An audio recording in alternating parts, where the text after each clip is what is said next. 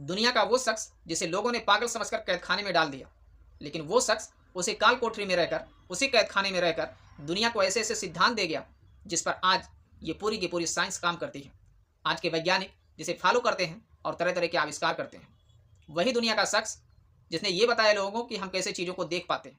एक तरफ जहाँ दुनिया के लोग ये मानते थे कि हमारी आंखों से रोशनी निकलती है फिर जाकर के हम चीज़ों को देख पाते हैं, वहीं दूसरी तरफ इस काल कोठरी में बंद जो शख्स था उसने ये बताया कि ऐसा बिल्कुल भी नहीं होता है, बल्कि हमें चीज़ें तब दिखाई देती हैं जब वहाँ पे रोशनी होती है। और ये रोशनी जो भी सूरज और चाँद से निकलती है या जो भी प्रकाशिक स्रोत होते हैं वहाँ से निकलती है, जब वो रोशनी कहीं पे मौजूद होती है तो उसकी वजह से हमें चीज़ें दिखाई देती हैं। यही वो पहला शख्स था जिसने दुनिया का सबसे पहला कैमरा बनाया। यही वो शख्स था जिसने दुनिया को लेंस बना के दिया। यही वो शख्स था जिसने ये बताया कि रोशनी जो होती है वो हमेशा सीधी रेखा में चलती है। इसी शख्स ने साइंस में पढ़ाए जाने वाले तमाम सारे स्टूडेंट्स को इस पूरी दुनिया को अपवर्तन और परावर्तन का जो नियम है वो बताया। ये सारी बातें सुनने के बाद आपके दिमाग में क्या आ रहा होगा? वो कौन सा वैज्ञानिक हो सकता है? Newton, Einstein, Michael Faraday, Maxwell? जी नहीं, इनमें से कोई नहीं। जिस वैज्ञानिक की बात हम कर रहे हैं, जिस शख्स की बात कर रहे हैं, उस शख्स का नाम है इब्नुल हैसम। इब्नुल हैसम को अल बसरी के नाम से भी जाना जाता है। वो इसलिए क्योंकि सन 965 ईस्वी में ये इराक के बसरा में पैदा हुए थे, इसलिए इन्हें अल बसरी के नाम से भी जाना जाता है। इब्नुल हैसम ने अपने आविष्कार के लिए जो तमाम सारे उन्होंने सिद्धांत बताए, जो भी आविष्कार किए, उसके लिए जिस चीज़ को उन्होंने आधार बनाया वो कोई और चीज़ नहीं थी, वो धार्मिक किताब थी उनकी, वो कुरान पाक थी। और कुरान पाक को आधार बना करके उन्होंने दुनिया को ऐसे ऐसे सिद्धांत दिए जिस पे आज पूरी की पूरी दुनिया की साइंस काम करती है, जिस पे तमाम सारे वैज्ञानिक काम करते हैं। जिन आँखों से हम चीज़ों को देख पाते हैं और जिन आँखों के बारे में आज साइंस में इतना सारा जानकारी इकट्ठा है जो पढ़ाया जाता है, इस आँख के बारे में सबसे पहले जो जानकारी दिया जिस वैज्ञानिक ने, वो इब्नुल हैसम थे।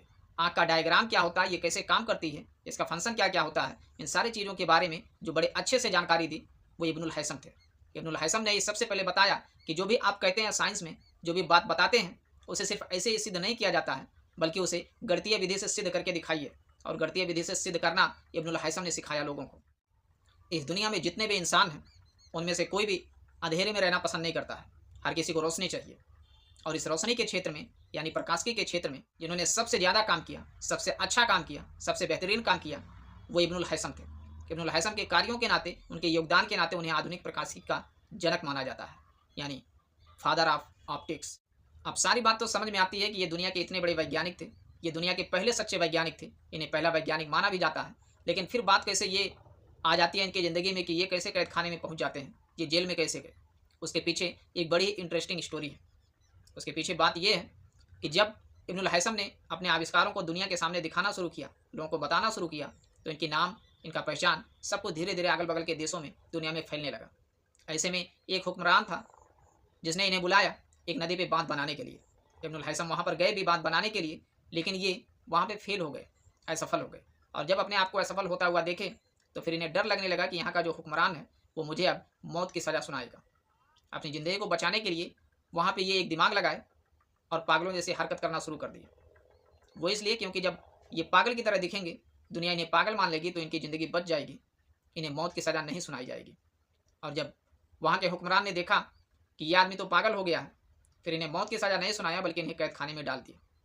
और वहाँ उस काल कोठरी में रहकर, उस अंधेरे रूम में रह करके इस शख्स ने देखा कि उसकी दीवार में एक छेद थी जहाँ से थोड़ी सी रोशनी अंदर आती थी।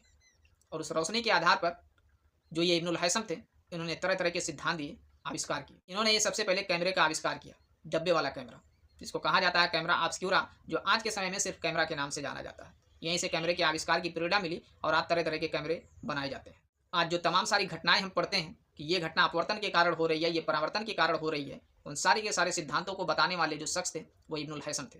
इब्नुल हैसम ने साइंस के क्षेत्र में, खास करके प्रकाशिकी के क्षेत्र में इतना बड़ा योगदान दिया कि इनके कार्य को देखते हुए जो यूनेस्को है, यूनेस्को ने सन 2015 को इंटरनेशनल ईयर ऑफ लाइट के रूप में घोषित कर दिया। और सिर्फ इतना ही नहीं, इनके इन महान कार्यों को देख करके जो इस दुनिया में दिखने वाला चाँद है, उस चाँद के एक हिस्से का नाम भी इनके नाम पर रख दिया गया।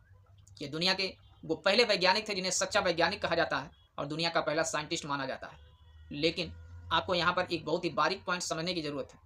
आजकल की जो साइंस की किताबें पढ़ाई जाती हैं, जो तमाम बच्चों को पढ़ाया जाता है, स्कूलों में पढ़ाया जाता है, उसमें इब्नुल हैसम का नाम अल हजीन के नाम से लिखा जाता है। और ये कहीं ना कहीं यूरोपीय लोगों का काम था, ये इनकी पहचान को छुपाने की कोशिश थी। लेकिन आप सब लोगों को जानकर इस बात की खुशी होनी चाहिए कि इस दुनिया का जो पहला वैज्ञानिक है, जिसने दुनिया को चीज़ों को देखने का ढंग सिखाया, आँख के बारे में इतनी सारी जानकारी दी, जिसने कैमरे का आविष्कार किया, जिसने लेंस का आविष्कार किया। लोग जो चश्मा लगाते हैं उसमें भी लेंस लगा होता है। इन सारी तमाम चीज़ों का जो आविष्कार किया, जिसने दुनिया को एक नई राह दिखाई, वो कोई और साइंटिस्ट नहीं, एक मुस्लिम साइंटिस्ट था जिसका नाम था इब्नुल हैसम। जिसे अल हज़ीन लिखा जाता है किताबों में, तो जहाँ कहीं भी अल हज़ीन लिखा हुआ मिले आप तुरंत समझ जाइए कि ये वही मुस्लिम साइंटिस्ट है, दुनिया का पहला साइंटिस्ट है जिसका नाम है इब्नुल हैसम। आज दुनिया में जहाँ तरह तरह से मुसलमानों को बदनाम किया जाता है, तो उनकी हिस्ट्री ये सुनिए कि इस दुनिया का जो पहला वैज्ञानिक है वो कोई और शख्स नहीं, वो भी एक मुसलमान है। मुसलमानों ने इतना सारा योगदान दिया, इस दुनिया में इतना सारा काम किया, फिर भी लोग आज मुसलमानों को बदनाम करने के चक्कर में लगे रहते हैं, जबकि सच्चाई ऐसे बिल्कुल भी नहीं है। मुसलमान तो अपनी सरजमीन से बहुत ज़्यादा मोहब्बत करता है, अपने मुल्क से मोहब्बत करता है, इंसानियत से मोहब्बत करता है, लेकिन लोग उन्हें बदनाम करने में लगे रहते हैं। आजकल के तमाम नौजवानों को जो अपनी ज़िंदगी ऐसे ही बर्बाद करते हैं, फालतू का वक्त बिताते हैं इधर उधर और चैटिंग करते करते सारा दिन रात गुजार देते हैं, उन सारे लोगों को इब्नुल हैसम से बहुत बड़ी सीख लेने की ज़रूरत है। हमको, आपको, हम सभी को, हिंदू मुस्लिम सिख ईसाई जो भी हो, सबको सीख लेने की ज़रूरत है कि ज़िंदगी बड़ी कीमती है। जब तक इस दुनिया में है कुछ ऐसे काम करिए जिससे लोगों को फ़ायदा पहुँचे। जब तक जिंदा रहिए तब तक तो फ़ायदा पहुँचे ही, और मरने के बाद भी लोगों को कुछ ना कुछ फ़ायदा पहुँचता रहे।